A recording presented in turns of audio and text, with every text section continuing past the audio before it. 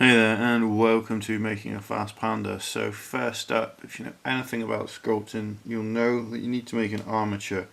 Now I'm making this out of one piece of 30 amp fuse wire, and this is being folded in half and stuck onto the top of a pencil using a bit of masking tape so that I've got 30mm sticking above. Overall I want the miniature to be about 20mm, which is only about sort of yay high, and this just gives me an area to work with. And then over here I have some 15 amp fuse wire, and I am using this for making the arms.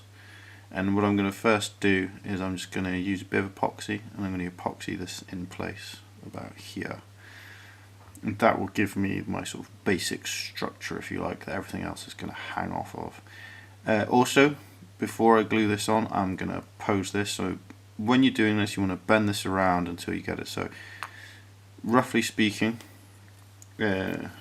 if my head goes on top of here, right, your head's going to be about a 3mm blob. Arm's going to go about here in this case, bottom of the chest, bottom of the belly, bottom of the legs. So from here down to about here, I want to be posing in order to make the shape for the legs. And I just want to get the basic, like if you want a running posture, you need to bend the knees, just little things like that, you know. So I'm going to get this shaped, and I'll be back in a moment so you can see the armature assembled. Here we have our armature made then, and I've just joined it together with epoxy here so that the arms are now fitted in. Pre-bent the arms. Also, I've got a bend here.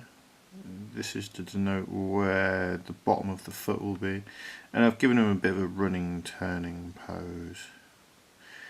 So next up, I'm just going to start bulking him out. So I'm going to put a blob of green stuff around here just to finish securing this, and that will make the basis for his chest and then the basis for his belly. And that will get my armature secured in this position, or at least as close to secure as I want it to be.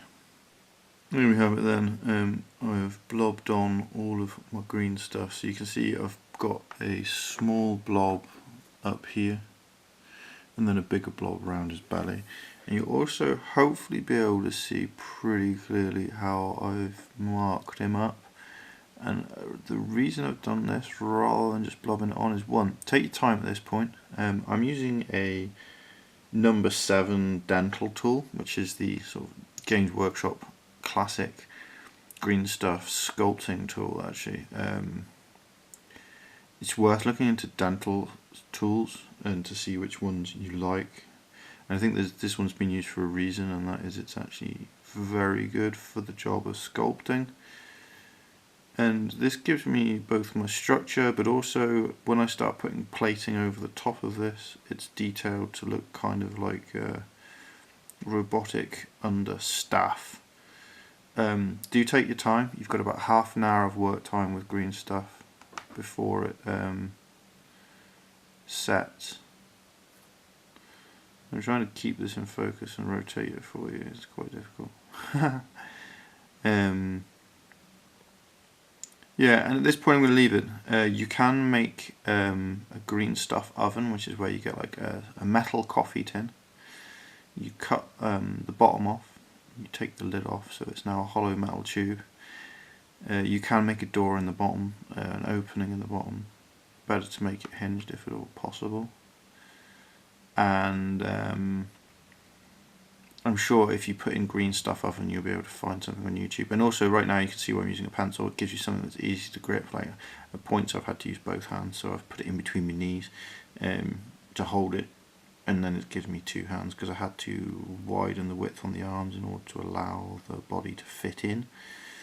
But sorry, back to the green stuff oven. And you get an angle poised lamp, just a standard lamp. You put that over the top, and the heat off the light will actually heat up the metal, and you'll create like an oven, and that'll allow you to bake them. And you can then make your green stuff set, I believe, in about 10 to 20 minutes, but don't take my word for it. Like I say, I would look up more information on that if you want to know about that stuff. However, I'm going to leave this 24 hours. I'm going to work on this like probably a little bit each day, so hopefully each week now you will have a video about like little bits. So the next time should be bulking, doing the underbulk for the arms and the underbulk for the legs. I hope there's been some interesting use to you, and that you're managing to make all the things that you want, and they're all coming out really well.